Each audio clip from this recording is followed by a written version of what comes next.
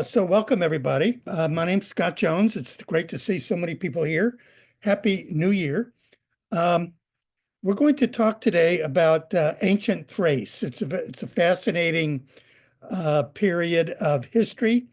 Um, and we're going to follow that up with a tour at the Getty Villa. If you are local and are not signed up for the tour, please come any day except Tuesday. And with the background that you'll have today, you'll be able to see this fantastic exhibit. It's on through the end or through the beginning of March. And then we have to send all the pieces back home to Bulgaria and Romania. But up until then, please come visit. I give tours on Thursdays of ancient Thrace. So if you want to join my tour, feel free to show up then. So we're going to look at ancient Thrace and the classical world. And these are treasures from Bulgaria, Albania, Greece, and also some from our permanent collection at the Getty Villa. Um, this is part of a ongoing series of special exhibits that go beyond what the Getty Villa typically does, which is, focus on Greek, Roman, and Etruscan artifacts. And it's examining other cultures of the ancient world, particularly the classical world, and how those cultures interacted with the more traditional um, cultures that we're used to seeing. So a lot of people have never heard of ancient Thrace, and I have a map up here that shows where Thrace is.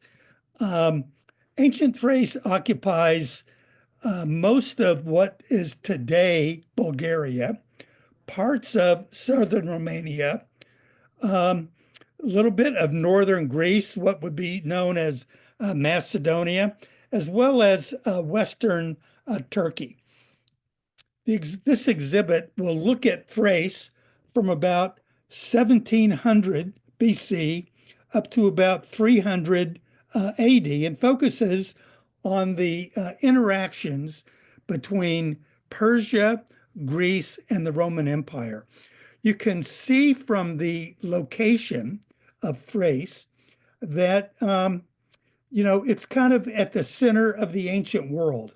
The Greeks and Romans are to the west, Asia, the Persians to the east, and the steppe tribes to the north, Egypt and the rest of the Mediterranean lay to the south. So it's really the center of the ancient world. This exhibit at the Getty Villa, we're going to have more than 300 artifacts. Um, we, we're not going to have a chance to go through 300 artifacts today, but it will give you a taste of what you can expect to see at this amazing exhibit. This exhibit includes incredibly generous loans from the Ministry of Culture in Bulgaria, the National Archaeological Institute of Bulgaria, the Hellenic Ministry of Culture, and the National Museum of Romania. Some of the objects we're going to look at are treasures. They're identified as treasures, and you'll see why when we come to them. And Bulgaria has loaned us their entire treasure. So it's really an unusual event. It's never been displayed like this in the United States before. We'll also have a few pieces from our permanent collection that complement the other pieces.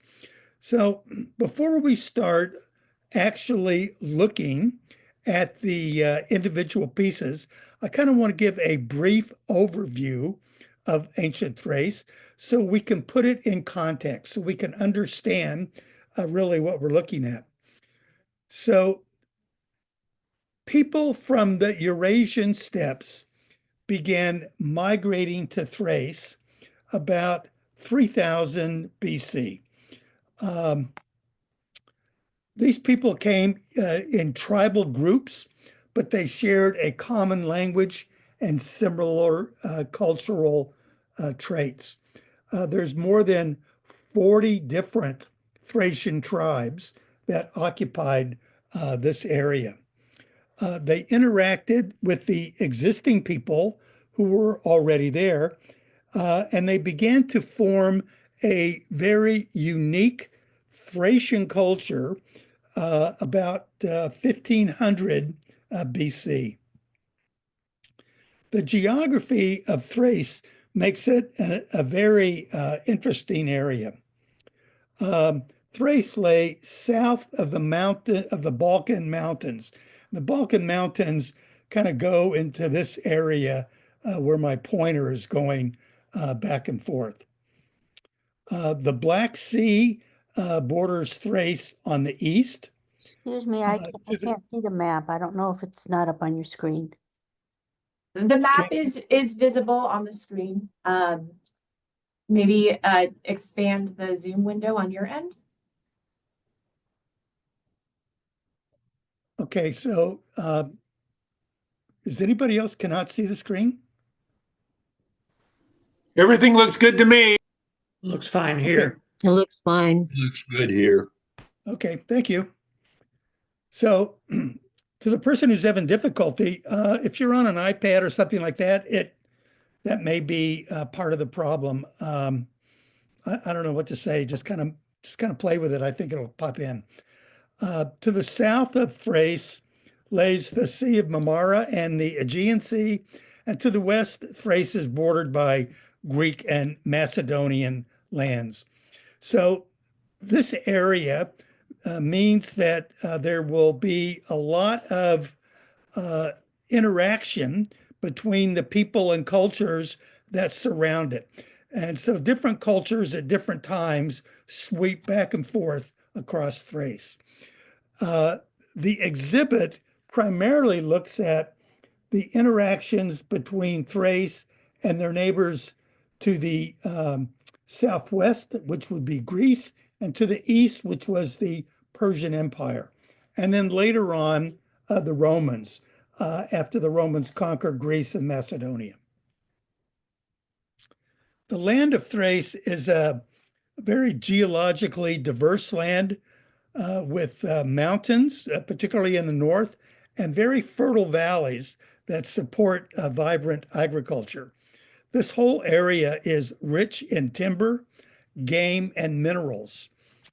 Gold, silver, iron, and copper were abundant throughout this region.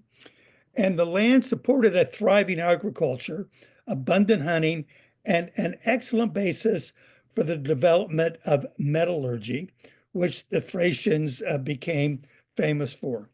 So as we go forward, and if you, when you visit the exhibit, if you don't like gold, this is not the exhibit for you, because we're going to look at an awful lot of gold. It's really, it's quite stunning. And it's interesting to note that King Midas, you all remember that mythological story. He's the guy who everything he touched turned to gold. Well, he was from Thrace, and that's an appropriate place for King Midas to come from. Thracian culture begins to emerge in a unique form by about 1500 BC. And although there were more than 40 individual tribes, they mostly shared a common language and a common belief system. Now, as they interacted with the cultures that surrounded them, their language gradually changes. The Thracians never developed a unique language on their own, but they adopted the Greek language or the Greek writing system. With regards to religion, they integrated many aspects of the Greek mythology into their own native religion. The Thracian tribes were led by kings. Under them, there was an elite class of nobles. There was a broad number of free commoners. And like many ancient cultures, the Thracians had slaves. The historian Herodotus, the Greek historian, describes Thrace as being very heavily populated, more people there than he said than any other country or nation or area in the world. Now, some historians have doubted whether Herodotus was completely accurate in that, but there were evidently an awful lot of Thracians in these 40 tribes. They were skilled farmers. They raised wheat, barley, rye, and grapes. And horses were a central part of Thracian culture. They represented wealth and status, and they play a central element in the overall culture. It's a warrior culture. Thracians are famous for their ferocity in battle and their emphasis on horses and equestrian skills. Within the Thracian culture, polygamy was common, death was celebrated, and birth was mourned, which is kind of an interesting outlook on life. The reason why birth was mourned was that people recognized that life was often full of hardship and strife, and death freed you from all of that. So that's kind of why, they were mournful when babies were born, but then everybody was happy when others died. Thracians were really into art, poetry, and music. These aspects of their culture were renowned throughout the ancient world. They developed, as we will see, some extraordinary skills in metallurgy. And they had some unique burial rituals that we'll go into a little bit more. One of the interesting aspects of the polygamy and the burial rituals was that, particularly in the elite class and the rulers who would have several wives, when the ruler died, the wives would compete with each other, sometimes fighting with each other, for the honor of being buried with their spouse.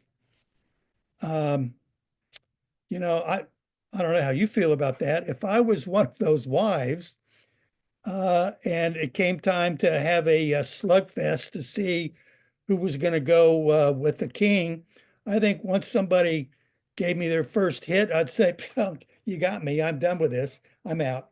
But evidently, it was an honor to be buried with the dead spouse. And tattooing is another thing that played an important role among the Thracians, both for men and women. For men, they would tattoo themselves to make them appear fierce in battle, and women tattoo themselves as a form of beauty. They were known by the Greeks as the tattooers. The people of the Thracians, known as the tattooers. They did a lot of interactions with other cultures. That strategic location meant that the Thracians were constantly interacting, and other cultures envied the rich lands that the Thracians occupied. What you see on the screen is what's known as an oxhide copper ingot from about 1000 BC. These there have been hundreds of these found throughout Thrace and on shipwrecks, and they were used for trade back and forth. It was one of the things that Thrace would export. We'll see some of these oxide ignits at the exhibit. You'll notice it's got a shape that looks kind of like an oxide that's stretched out. And the reason they did that that way is because you can see from the kind of unique handles on either side, it made it easier to carry. Each one of these ignits was about 60 pounds. So they interacted with Greeks, Persians, Romans, and others. And Homer mentions the Thracians in the Iliad as being allies of the Trojans. So, Troy was located on the west coast of Turkey, due south of where the ancient Thracians lived. So it's natural that Thrace would have allied themselves with that powerful kingdom. Um, Homer describes the Thracian warriors as formidable and wealthy allies. They were renowned for their skills in battle and their opulent equipment. King Rhesus, who was the leader of the Thracian contingent during the Trojan War, is described as possessing divine-like golden armor and magnificent white horses that were fleeter than any wind. So about 800 BC, the Greeks began arriving permanently in Thracian territory. And the Greeks are famous for forming city-state colonies all throughout the Mediterranean. I've shown on this map in the little red dots several of the Greek um, colonies that were founded around Thracian lands. Greek colonies typically tended to be on the water, so they could trade back and forth. So the Greeks and Thracians coexisted quite well. They had ample trade with each other. They formed treaties, and over time they intermarried. So one of the earliest external influences of the ancient Thracians um, comes from the Greeks. Now, the Greeks influenced Thrace in many ways through their art, through their writing, architecture, and religion. When we see Thracian architecture, the remains of it, particularly in tombs and temples, we can definitely see the Greek influence. Their frescoes and art take a definite Greek style. It's easy to confuse. And they used the Greek alphabet to write. And the Greeks, with their strategic location along the Black Sea and the Aegean Sea, were the kind of the doorway that helped to connect Thrace to the broader Mediterranean world. After the Greeks had been around for about 300 years, the Persians arrive on the scene. Now, the Thracians had a very long history of interacting with people from the East, but with the rise of the Achaemenid Empire under Cyrus the Great, about 550 BC, their interactions with Persia increased dramatically. Darius the First as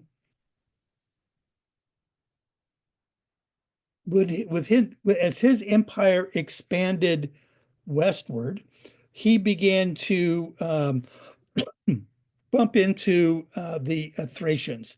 And Thrace eventually comes under Persian control when Darius I conquers most of Thracian territory in 513 BC. And he sets up what's known as a satrapy.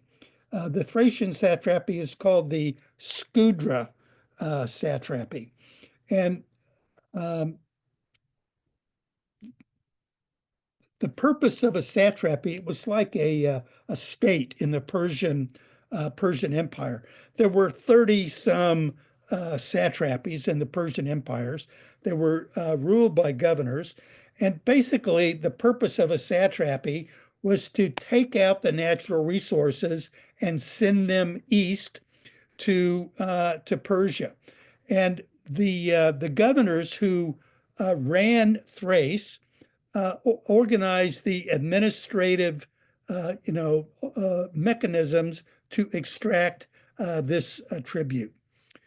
Persia imported the rich mineral, timber, and agricultural resources of Thrace and brought them into the Persian Empire. Thracian warriors were also incorporated into the Persian army. And we can see this on a limestone relief that was on the palace of Darius I in a place known as Persepolis, which is in southern Iran. These Persian warriors are in typical Persian dress. They have long capes on, they have foxskin caps. They are shown holding lances.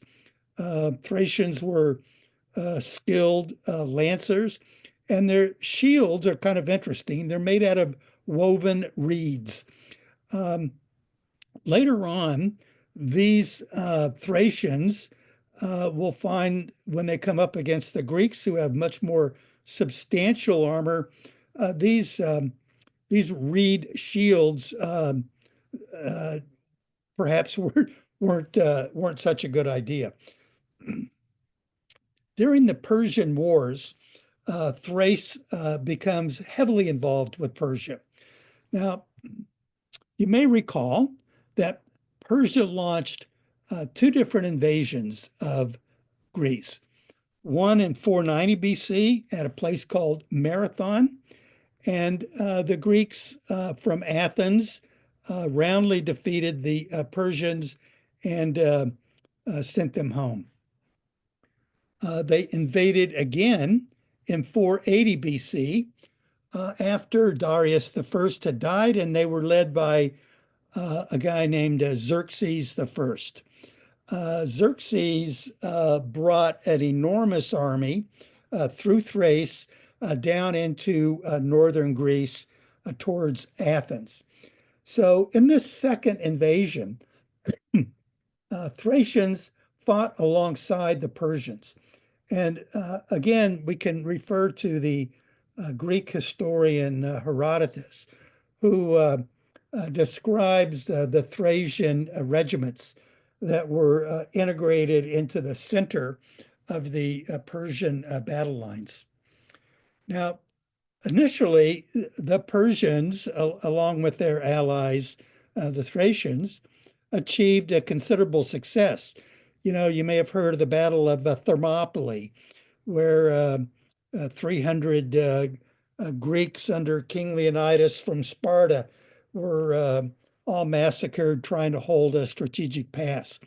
Well, this giant Persian army of about 1 million men and a couple of thousand ships to provide logistic support begins rolling down the Balkan Peninsula toward Athens. They conquer Athens, they sack it, they force the Greeks to evacuate, and the Greeks finally win a large sea battle at a place called Salamis, which gives the Persians pause. But they meet again the next year at a place northwest of Athens, about 70 miles northwest of Athens, at a place called Plataea in 479 BC.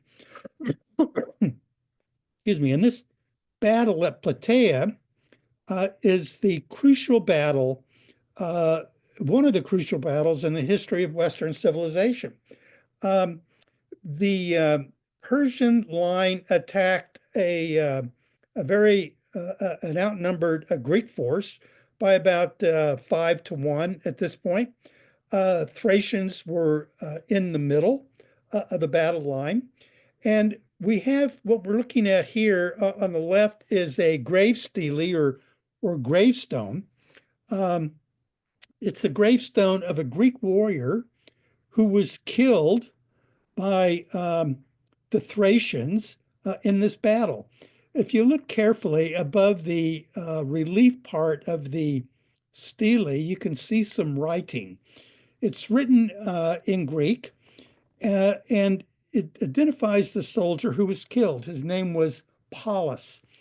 And it's an interesting inscription. He says, I, Paulus, beloved son of Asiopokus, speak. So Paulus is speaking to us from the grave, from this battle at Plataea.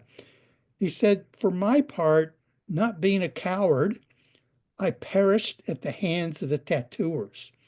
So Paulus was a warrior from an area of Greece known as Megara, and he was in the center line facing the Thracians. And, he didn't break, his line did not break. He stood and fought and was eventually killed by the Thracians. But, the Greeks went on to win the battle. And imagine what would have happened had the Persian armies won that battle instead of the Greeks. We don't know what the world would look like today, but we never would have had the golden age of Greece, where we see the rise of democracy and the philosophies upon which our Western civilizations have been built.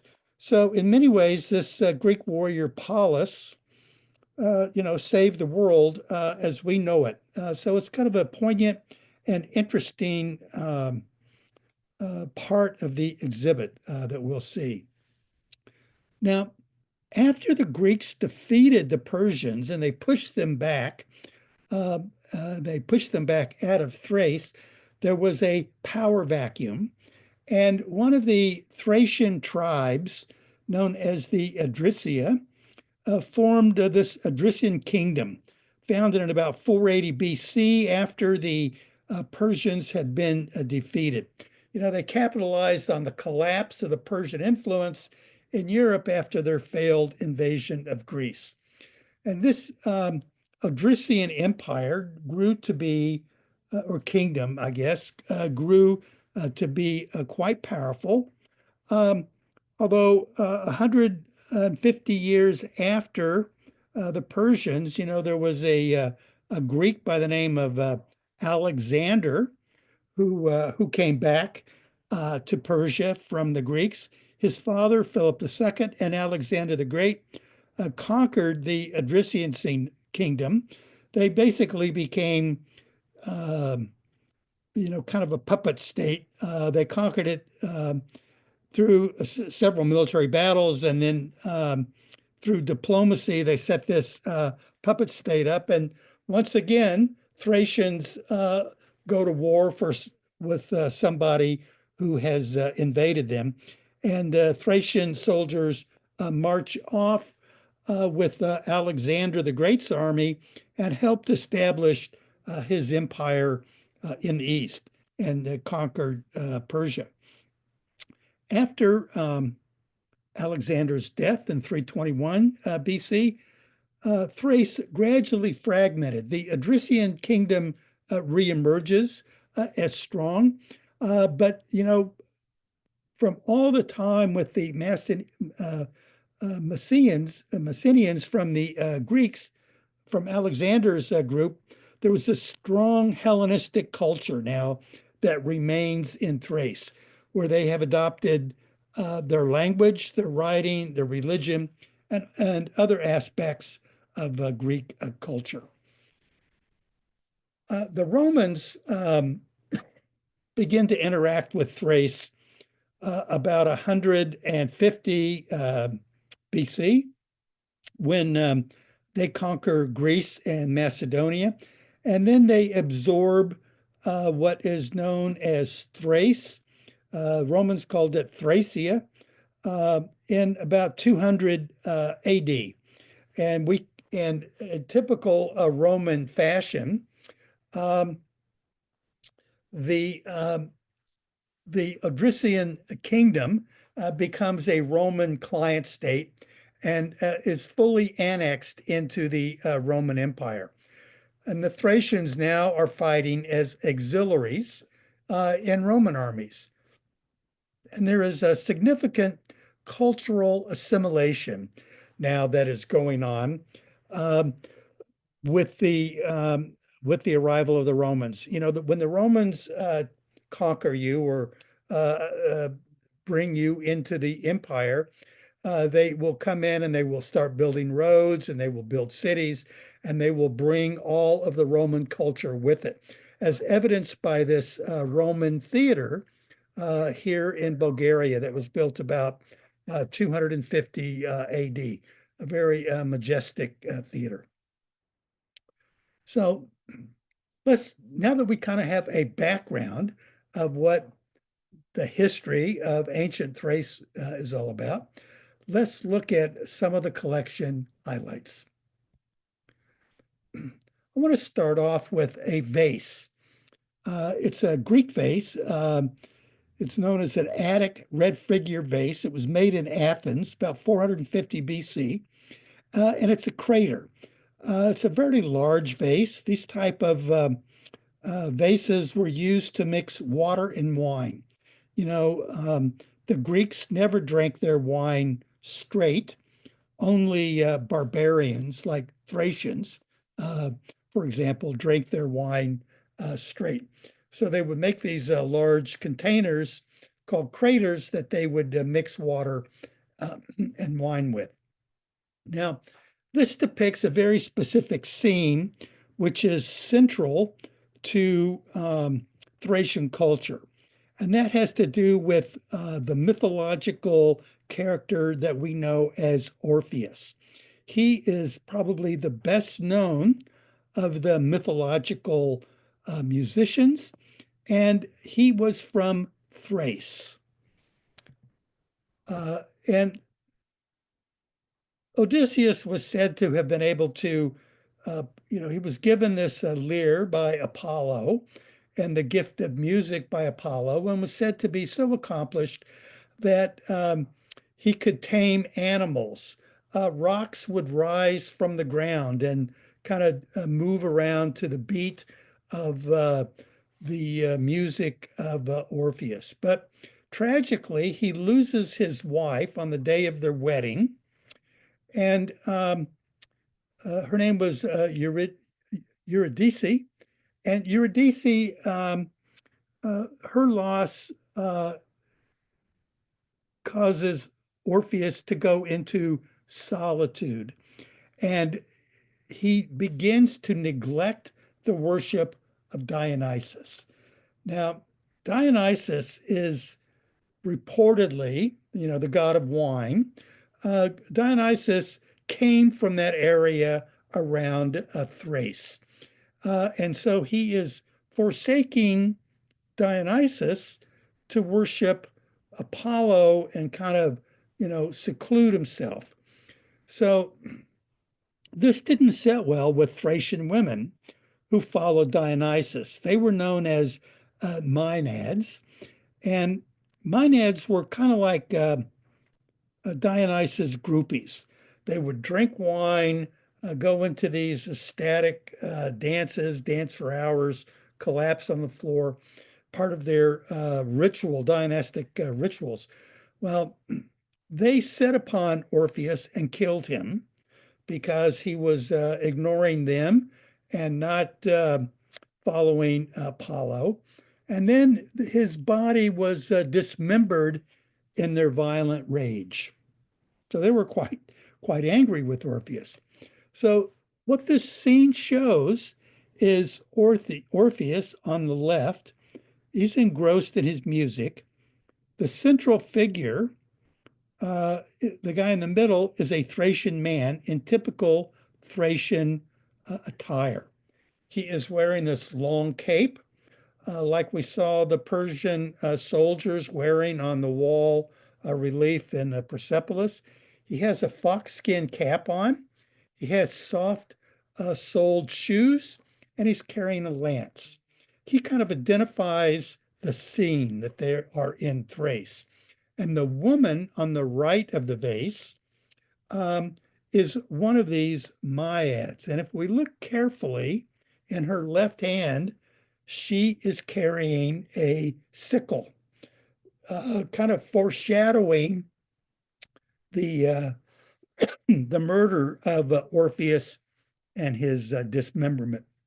Now, the reason, excuse me, the reason I'm focusing on this vase first is that we're going to see the impact of Orpheus later on in grave uh, practices and funeral practices of the Thracians that incorporate this concept of ritual dismemberment into their very elaborate funeral rites.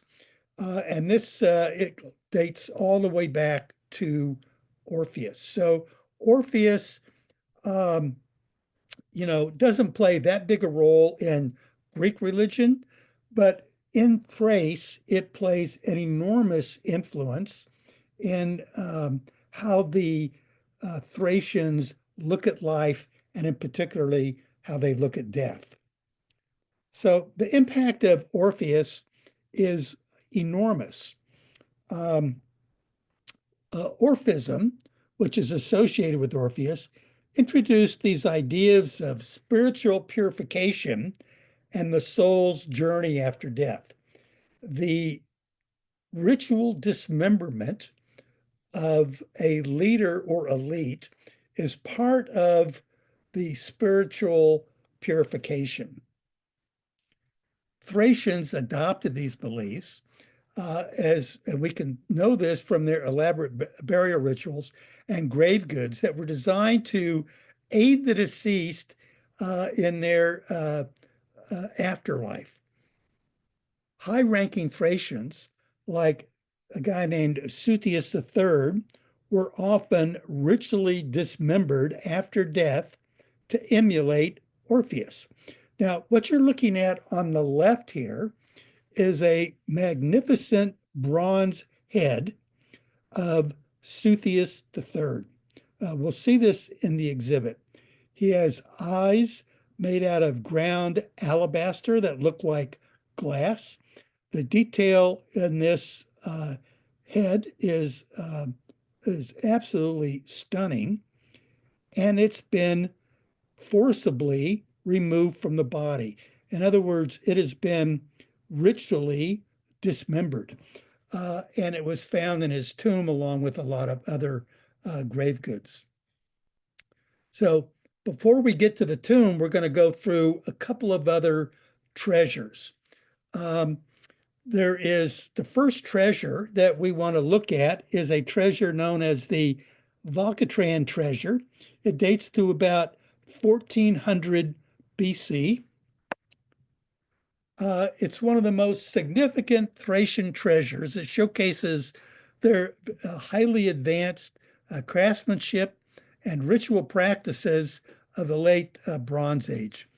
It was discovered in 1924 in northern Bulgaria by two brothers who were working in their vineyard. It was very shallow, not too deep, and the complete treasure is on display. 13 pieces in the treasure, weighs more than 27 pounds. Now, it's kind of an interesting story behind this treasure and its finding. If you look here where my mouse is, you'll see some plates. They're kind of like these larger plates here. We're not quite sure what those are. They kind of look like symbols that you might bang together, but it's unlikely that they would be banging 24 karat gold together. But when we see this exhibit, we'll see that on some of these plates, pieces of the gold have been snipped off. And we can see the very sharp lines and that it was clearly made by like a metal cutter. And what happened was the guys who found this decided to keep the treasure. They didn't turn it in as, many countries in this part of the world have requirements that if you stumble upon a treasure, that, you have to turn it into the authorities. Well, these guys decided to keep the treasure. I'd be tempted to keep it as well. But where they screwed up is they started cutting the gold up, and they were using it to like make gold teeth and gold jewelry with that until one of their neighbors turns them in. So the police officer comes to um, comes to the vineyard, confiscates the treasure, puts it in a burlap sack, takes it to the train station, rides the train all the way over to Sofia, the capital, but the museum that he's going to turn it into is closed. So he kind of like takes a nap on a bench outside the museum until it opens up. The gold is still there, and he takes it in and turns it in. Different time, but the treasure has survived. There's one very unusual piece in this treasure, and it's something that we have not ever seen another object like this before. When I first saw this object, trying to figure out what are these. These are like little bowls, gold bowls with the lines on the inside. They kind of look like the kind of bowls my wife has that she puts peanuts and M&Ms on, and when guests come over, that kind of a bowl. It's made out of solid gold, except for this piece down here, which is a manifold. And these three bowls are connected. Underneath the bowls, you can see where the holes are. There are tubes that connect, and then they all feed into this larger manifold here. Now, we're not quite sure what this is about, but those tubes and manifold are made out of a material known as electrum. Now, electrum is a unusual material. It's quite rare, but it does appear in nature, and it does appear in Thrace. It's a combination of gold and silver mixed together, typically in volcanic activity. Now, when we look at the detail on that manifold and realize that this was made about 1400 BC, it's truly a remarkable example of the metallurgical skills that the Thracians possessed at this time to be able to make that manifold. So the theory is that three different liquids would be poured into these bowls, like a wine, honey, milk, that type of thing. And then they would mix together and then come out the manifold. So they would be used for some type of ritual purpose. And if you look carefully, you can see these little kind of studs that come out of the side here. That suggests that originally there may have been hinge covers that went over those bowls. Those are lost. But it was used for ritual mixing. That's about really all we know at it. When you come to the museum and look at it, if you have any good ideas about it, please don't be shy about voicing them, because it has our curators somewhat stumped. Now, this piece of limestone that we saw earlier is part of the exhibit. It's from about 500 BC in Persepolis. It shows the Persian warriors integrated into the limestone relief. Thracian capes similar to the one that we saw on the vase with Orpheus, foxskin caps, and they're carrying these shields made out of reeds. Thracians were famous for their ferocity, their warfare tactics, horsemanship, and skill with javelins. And you'll see some of the original coloring remains visible. We also have a couple of luxury items where we can really see the Persian influence in Thrace. We see the larger piece is known as a silver Rhyton amphora. It's designed, it has a spout at the bottom that allows wine to escape from it. It also uses to hold wine. But when we look carefully, we can see these series of palmettes that run around the edge, the vertical lines, and the griffins on the handles.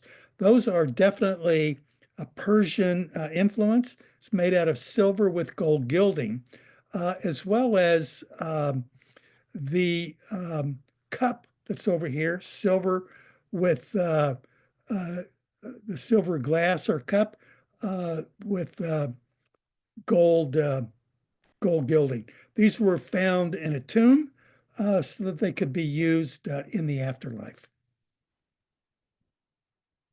And they're dated to the early 5th century BC. So we talked about Paulus and the Persian Wars. Thracians fought in the second invasion. This grave stele, which is in the exhibit, describes the death of Paulus. It's his name at the hands of the tattooers. And the Thracians were famous for decorating their bodies with tattoos that, again, give status and the appearance of ferocity. The marble stele is from about 479 BC and likely depicts this casualty from the Battle of Plataea, where the Persian armies were defeated. So now we're going to revisit the tomb of Suthius III. Now, Suthius was an Edricen, that group of people that formed a kingdom after the collapse of the Persian Empire in Europe. And the tomb of Suthius III is located in an area called the Valley of the Kings. We'll talk a little bit more about the Valley of the Kings. It's in Bulgaria. This was one of the most significant archaeological discoveries in Thracian area. This tomb served as a temple and as a burial site. A 4th century BC ruler of the Edricen kingdom. This magnificent bronze portrait appears to have been richly removed from the body, and it was placed at the entrance to the tomb. The eyes are of alabaster, and he has got copper eyebrows. The tomb was discovered in 1944, pretty recent. So here are a few pictures. When the archaeologists began digging into the side of this hill, they're called a tumulus, and there are lots of these hills, particularly in this area known as the Valley of the Kings. This particular grave of Suthius III started out as a temple. You can see the inside and its resemblance to Greek architecture, kind of a beehive archway there. The entrance to the tomb comes in from the side, and then after burial, they cover the entire temple that's inside with earth. This symbolically sends Suthius back to Mother Earth, where it's almost like he's being reborn into the earth. And this head was placed right in the center as you would be walking into a large chamber that had the burial goods. So there were no human remains found in this tomb. So the bronze head was more than likely ritually removed and placed in the tomb to symbolize that dismemberment. Some of the grave goods associated with Suthius that we'll see is we have his helmet. It's a bronze helmet with a silver applique of the goddess Athena on it. And you can't really see it in this picture, but when we are at the museum, right in this area, we can see the letters spelled out of Suthius's name. Basically, it says this helmet belongs to Suthius. We have this amazing gold wreath of oak leaves. There are 210 oak leaves. There are 72 golden acorns. Those are designed to fit around the helmet of Suthius III. This is so delicate that just the vibrations from people, it's in a glass case in the exhibit, but the people that are talking or walking about the museum set up these tiny vibrations that you can't feel. But if you look very carefully, you'll notice leaves and acorns vibrating. You can imagine what this must have looked like when Suthius put this on his helmet and went out into a breeze, and the breeze would have caught the leaves and moved it around. It would have been an amazing sight. We also have some of his ceremonial bronze greaves.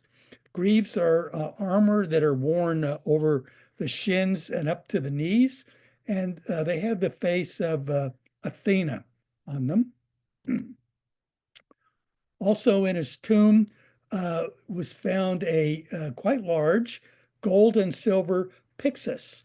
Now, a pyxis is a little Greek box.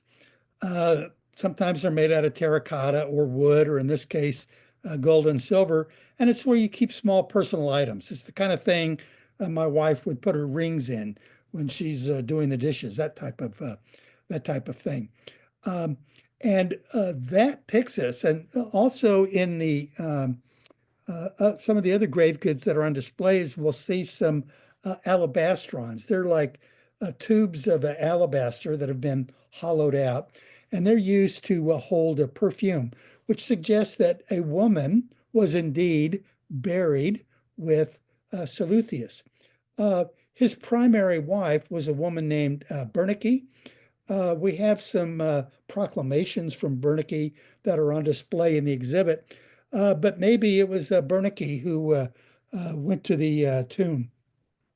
There's also another greave, gold and silver, quite large, quite magnificent. There's only one greave here. But if you look carefully on the face, this face more than likely represents the Thracian mother goddess, and you can see the tattoos in gold on the right side of her face that go back and forth. There's also a very amazing gold Kylex cup. Other things that were found in the grave, a big amphora of rich Thracian wine. It actually had wine in it.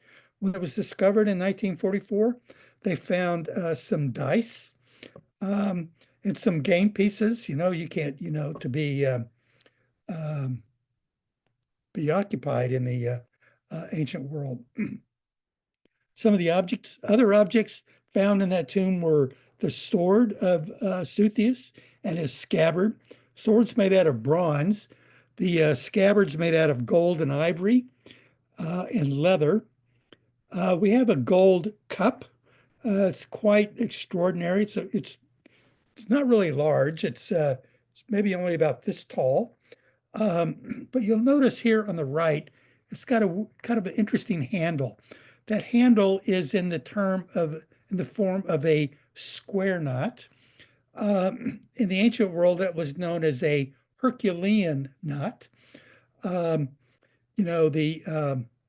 one of the labors of Hercules is he had to go to the where the Amazons were.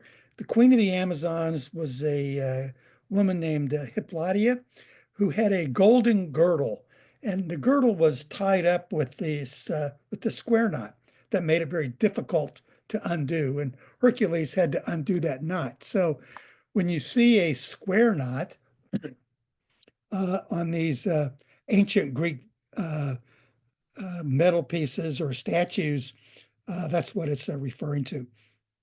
And then there is just a large number of gold studs and torques and little plaques that would have been embedded into the armor and clothing of the deceased.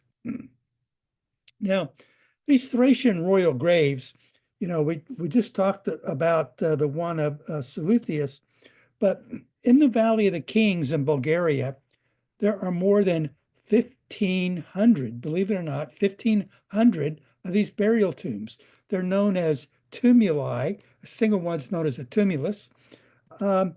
Only 300 have been excavated. So, there is more than likely a lot of treasure down there still to be found. I think it'd be an exciting time to be an archaeologist in Bulgaria. So these tumuli hold deep symbolic significance for the Thracians, particularly in the afterlife, and it has to do with the immortality of the soul.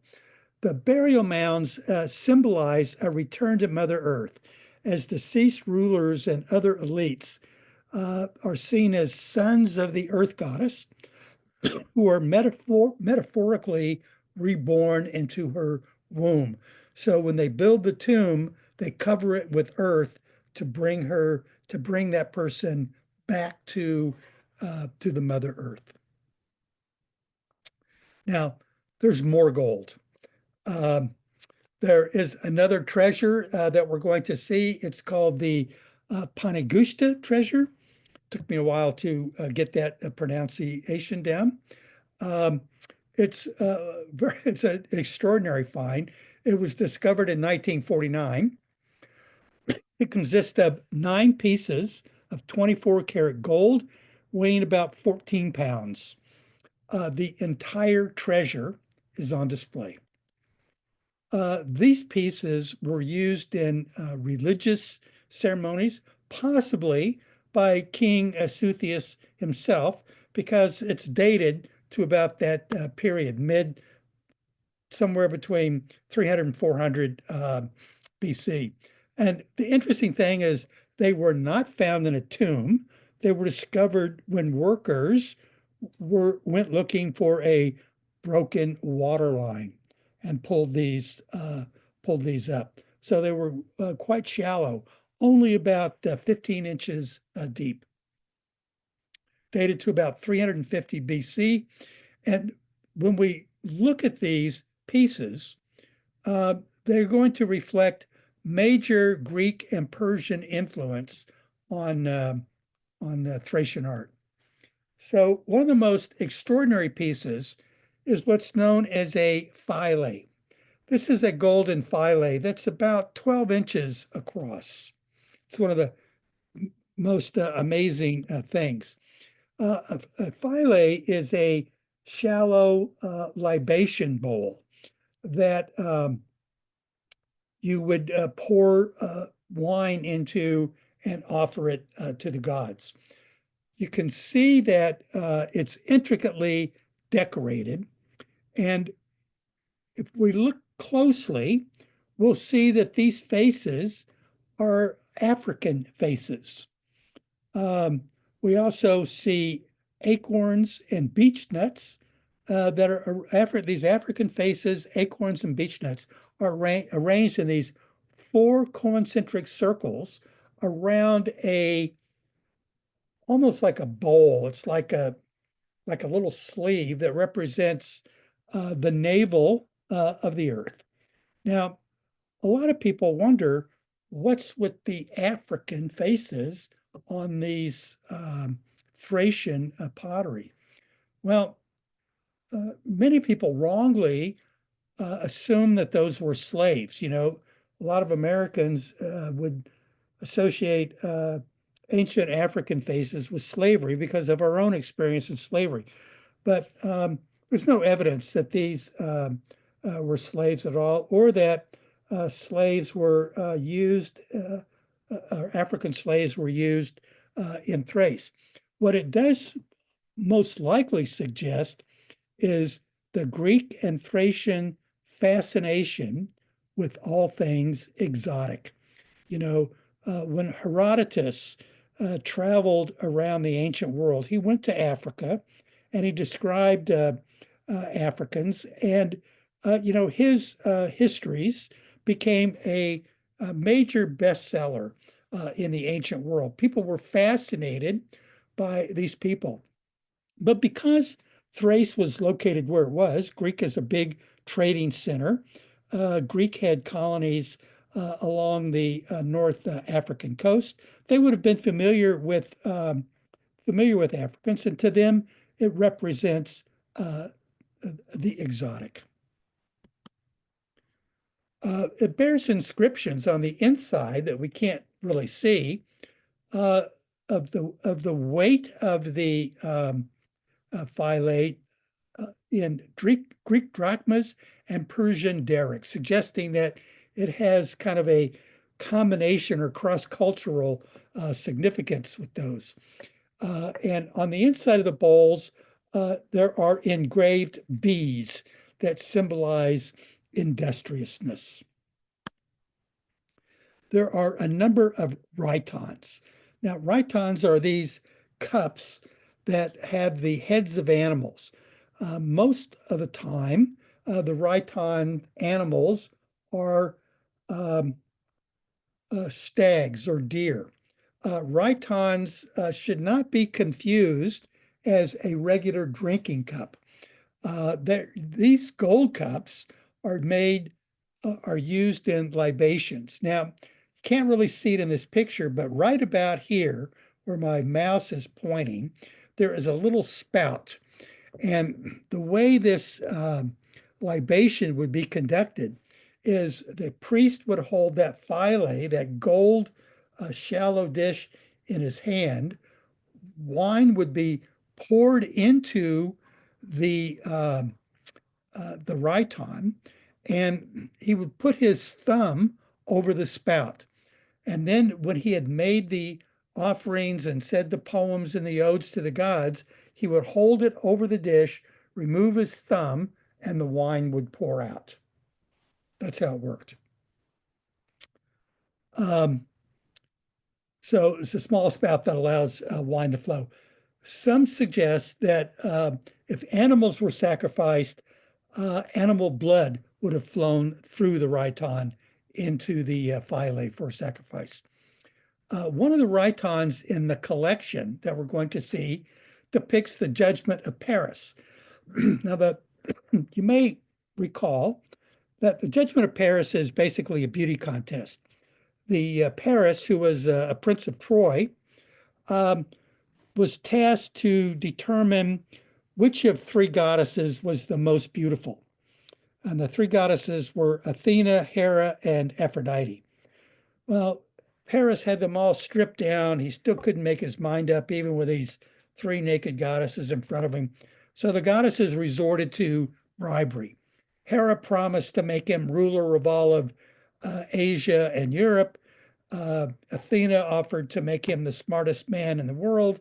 Aphrodite promised him the most beautiful woman of the world, which happened to be a woman named Helen of Sparta, who was already married to a guy named Menelaus. So when Paris takes Aphrodite or takes Helen back to Troy, he launches the Trojan War. So this is a big event that keeps showing up in symbolism over and over and over in ancient depictions.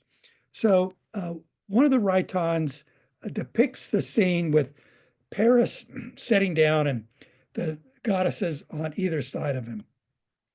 And then we have three golden cups that display the three goddesses, Athena, uh, Hera, and Aphrodite. These goddesses, those are the goddesses that were involved in the Judgment of Paris.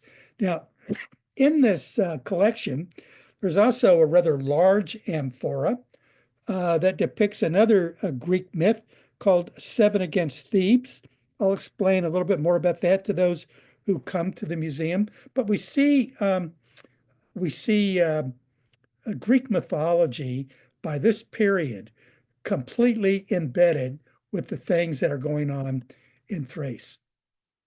And these intricate designs of all of these metalworks really shows the Greek influence on the Thracian.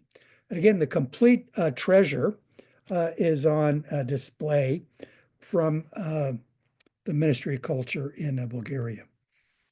One last treasure that we're going to look at is the Rogozin treasure. It was discovered in 1985 and 86 in Bulgaria, sometimes referred to as the archaeological find of the century. It's the largest Thracian treasure ever found. There were 108 silver philae, those shallow bowls with gold gilding, 54 jugs, 3 goblets, and some of which were gilded in gold. This treasure dates to sometime between the 6th and 4th century BC and reflects a mixture of Greek and Thracian craftsmanship. The vessel's motifs, including the deities, animals, and mythological scenes, symbolize Thracian religious and cultural identity. So we don't have all 165 objects on display. We've got probably 24 that are on display. The entire hoard weighed more than 45 pounds. One of the most amazing pieces in this Rogozin treasure is this silver jug that's gilded in gold. And it portrays this Thracian mother goddess depicted here as a wing guardian of animals. In her left hand, she has a bow and arrow. On her right, she has her arms wrapped around a lioness. We can see on the sides that on either side are male lions attacking boars. It shows her mastery over nature and embodies the protective essence of Thracian mythology. And this is one of the coolest pieces in the exhibit. Now, for those of you who are coming, and I'll open it up for questions here in just a minute. For those of you who are coming to the Getty on the field trip, carpools are encouraged. I recommend that you download the Getty Guide app before you arrive. That's an app that will give you a lot of good information about the Getty Villa. You can find it on the Apple App Store or Google Play. And we're going to meet up for my tours right next to the museum store. Please be there a few minutes early. Now, since you're going to be at the Getty Villa and you've got a pass that will be good all day long, I highly encourage you to look at some of the other really cool things that are going on at the Getty Villa this week. Remember, tours at the Villa are always free. If you're a first-time visitor, consider taking one of the docent-led architecture tours. That gives you a great historical overview of the Getty Villa. There are docent-led collection tours that provide really in-depth looks have pieces in the permanent collection. And besides Thrace, there is an ongoing special exhibit on loan from the British Museum called Sculpted Portraits of Ancient Egypt. For docent-led tours, you need to line up at the tour meeting spot, which is just across from the museum store, at least 15 minutes before the tour is scheduled to begin. So for Thursday, this is what the tour schedule looks like. And I'll be happy to send this to Shayna, and she can email this picture, this slide out so you have it as a reference. The first tour that I'm going to lead, the Thracian tour, will be at 10 in the morning. The Getty technically opens at 10, but it will, the gates open earlier. So we want to be ready to go when they open the doors right at 10 o'clock. So you'll want to be there a few minutes early. After that tour, if you want to take a garden architecture tour, there is a docent-led tour at 11:30. At 11 a.m., I will be giving there is another tour of ancient Thrace led by a docent colleague of mine, which it will be quite good. At 11:45, I will be giving a tour on sculpted portraits of ancient Egypt. It's about a 30 to 45-minute tour. At 12:30, there is an architecture tour. At 1 o'clock, there is a docent-led collection tour. 1:30, more garden and architecture tours. At 2 p.m., I'm scheduled to give a regular Thrace tour. And at 2:30, another garden architecture. And at 3:30, we'll do our final Thrace tour. So if you're there early and have signed up for the 3:30 tour, and there is room at the 2 o'clock tour, you're welcome to jump on that. Typically, we limit the tours in the galleries to 15 people because, as you'll see, it just gets, there's just too many people. You can't see the objects. So I think there might be some questions. Let me pull up. If you have some other questions, let me just kind of look at my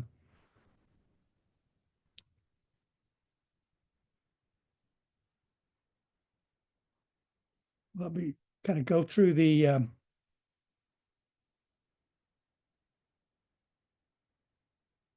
okay, Christine asked for me to review Scott's time for the Thursday tours. I think I've just answered that question. Anne says the tours are full. Technically, they are. My tours are full, the 10 o'clock and 3:30 tour, but I will be giving, like I said, a 2 o'clock tour as part of my normal docent schedule. And another docent-led tour of Thrace will go down at 11 if you want to jump on that.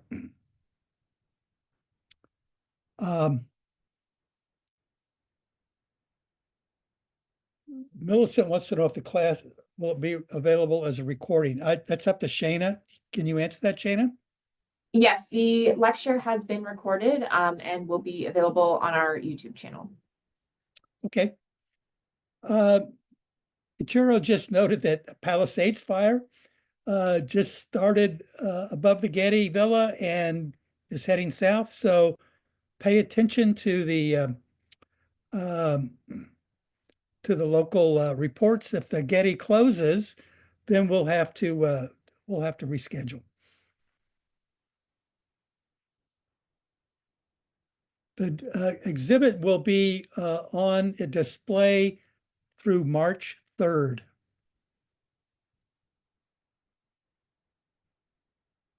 Now, Anne is out of free passes. If you want to come in and take advantage of any of these other tours, then you're certainly welcome to come. There will be 11 o'clock tour, and we'll probably have some room at the 2 o'clock tour, but you're going to have to pay for parking, and parking is now $25. And Scott, So, they need yeah. to make a reservation. They can't just show up. You need to Yeah, have. yeah, a you're reservation. exactly right. And thank you for that. And you can go online to getty.edu, make a reservation, and they're free. Any other questions?